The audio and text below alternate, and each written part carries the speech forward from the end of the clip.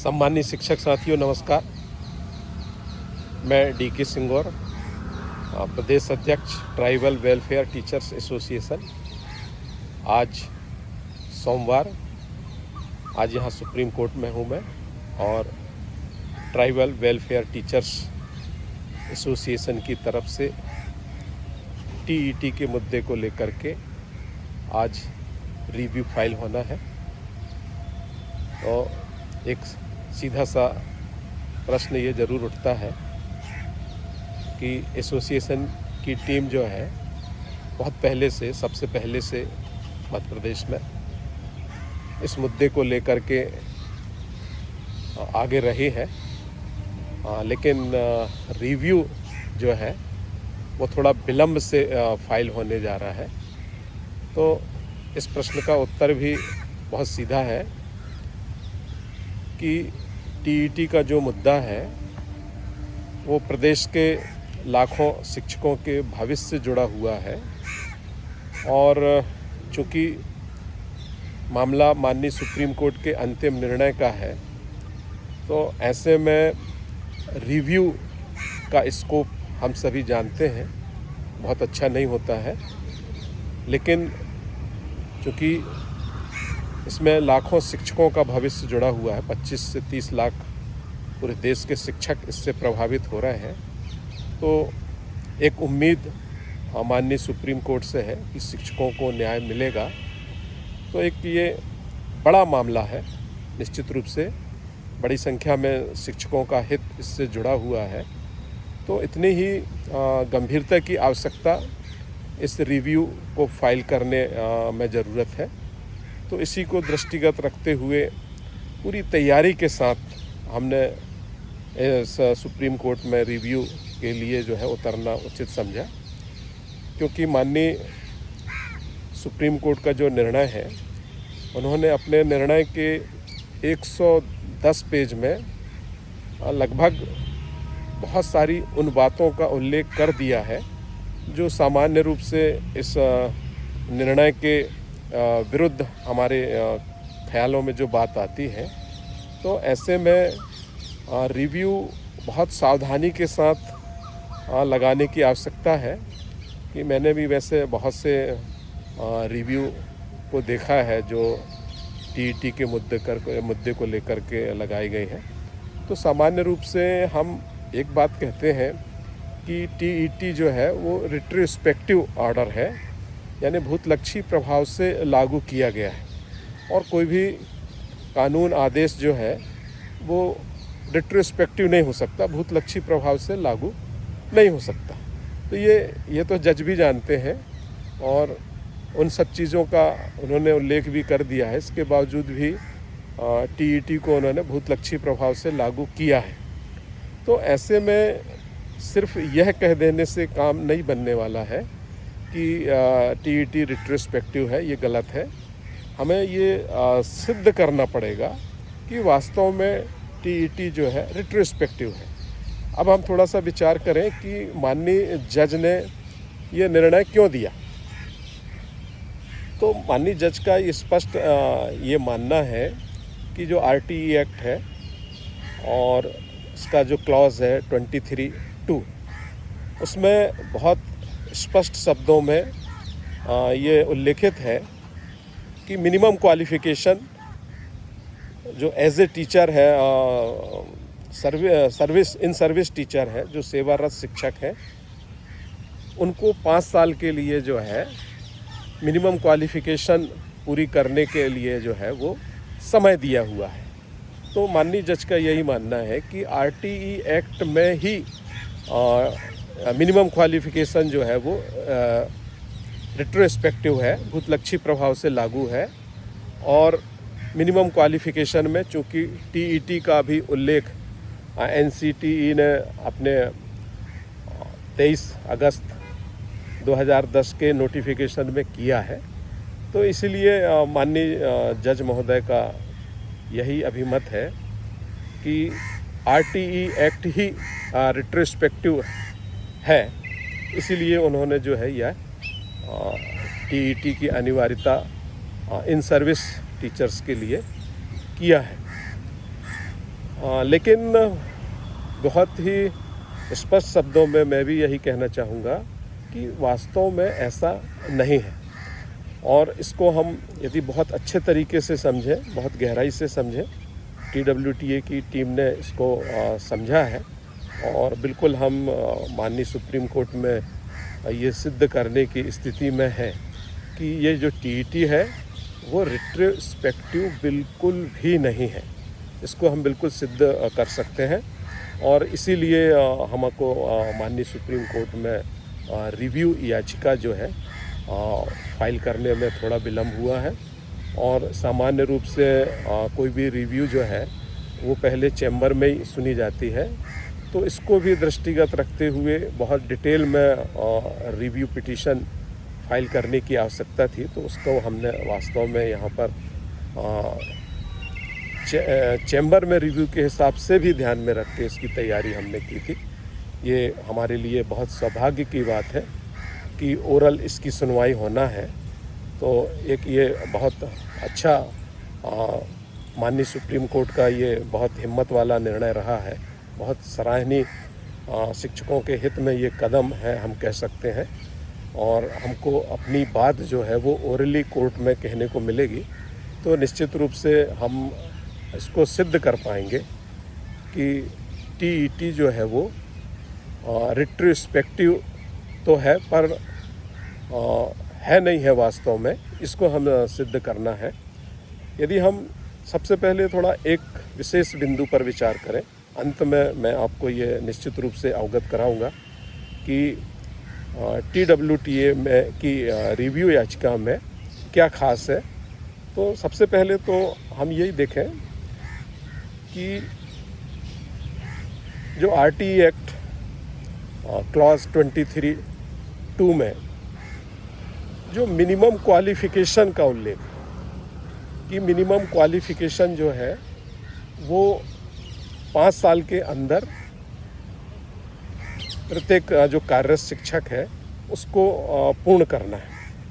तो यहाँ पर एक प्रश्न बहुत लाजमी है कि माननीय सुप्रीम कोर्ट ने अपने डिसीजन में इस मिनिमम क्वालिफ़िकेशन जो लिखा हुआ है उसी का उल्लेख क्यों नहीं किया, उसी के एक पार्ट TET को क्यों कहा।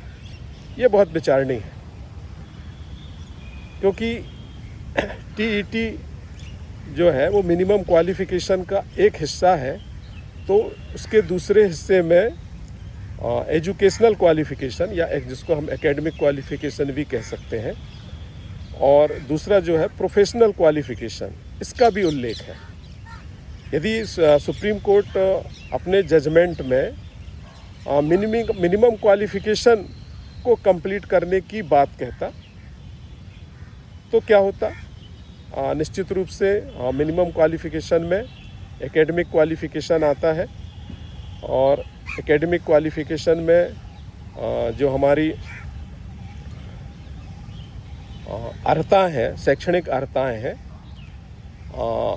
वो यदि हम RTE एक्ट के बाद जो 23 अगस्त 2010 के नोटिफिकेशन में और उसके बाद जो अमेंडमेंट हुए हैं, 2 बार और अमेंडमेंट हुए हैं, उसमें यदि हम देखें तो जो शैक्षणिक अर्हता है, मान लीजिए प्राथमिक शिक्षक है तो उसके लिए हायर सेकेंडरी में मिनिमम 50% मार्क्स कंपलसरी है। लेकिन यदि हम नियुक्ति के समय की शैक्षणिक अर्हता को देखें तो उसमें परसेंटेज की कोई बाध्यता नहीं रही है। तो वहाँ पर हमारे बहुत सारे शिक्षक साथी ऐसे हैं जिनके मिनिमम जो शैक्षणिक क्वालिफ़िकेशन में जो परसेंटेज है वो 50% से कम है।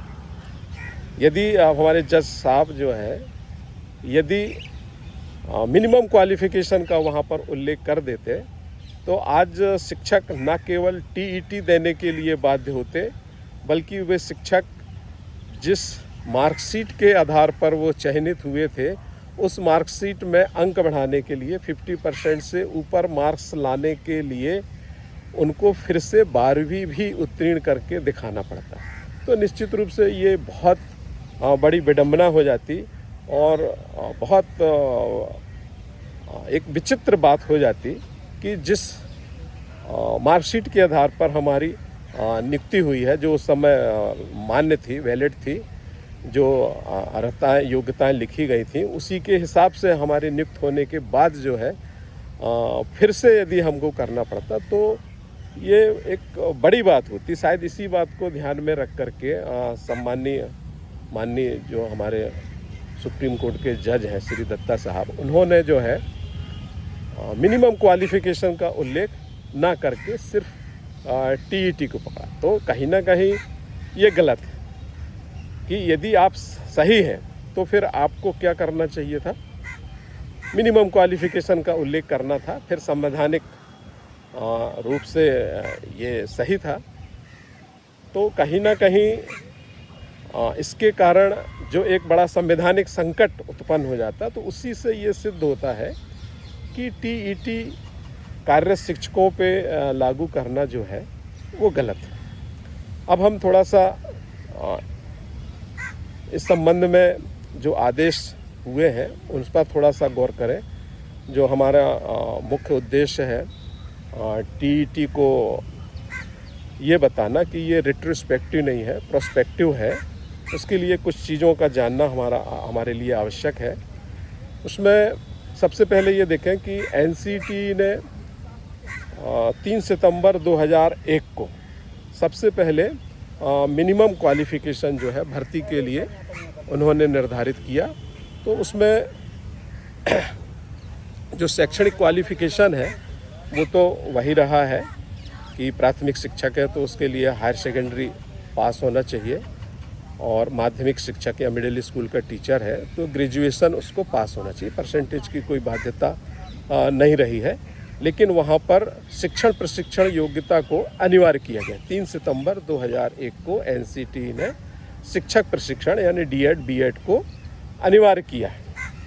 इसके पहले जो नियुक्त हुए हैं उनके लिए ये शिक्षक प्रशिक्षण जो है वो अनिवार्य नहीं था। फिर इसके बाद जब आरटीई एक्ट लागू हुआ तो आरटीई एक्ट लागू होने के बाद से शैक्षणिक जो अर्हताएँ हैं उसमें जो हायर सेकेंडरी है उसके लिए सामान्य रूप से 50% मिनिमम 50% या उससे ऊपर अनिवार्य किया गया, और डीएड बीएड की अनिवार्यता तो थी ही, टीईटी को भी जो है वो अनिवार्य किया गया। तो यहाँ पर 3 सितंबर 2001 के पहले नियुक्त होने वाले,